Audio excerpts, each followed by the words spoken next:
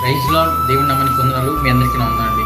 ప్రభు మనకి ఈరోజు ఇస్తున్న వాగ్దానం నిర్గమకాండము 23వ అధ్యాయము 27వ వచనం. నీ సమస్త శత్రువులు నీ ఎదుటి నుండి పారిపోవునట్లు చేసేదను.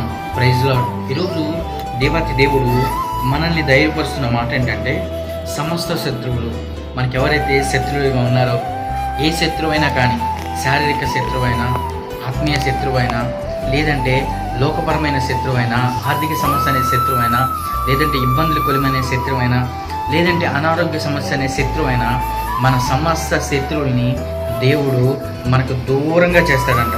ఈరోజు ఈ వాగ్దానం చేత పట్టుకొని నువ్వు ప్రార్థన చేసినట్లయితే దేవుడు ఖచ్చితంగా వాళ్ళని నీ ఎదుటి నుంచి పారిపోయేటట్టు చేస్తాడంట. పారిపోవాలంటే అతనిలో కలవరం కావాలి.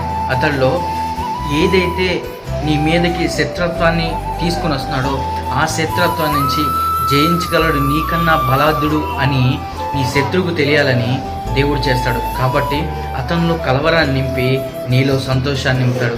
అట్టి కృప దేవుడు మనందరికీ దయచేయను గాక. ఆమేన్.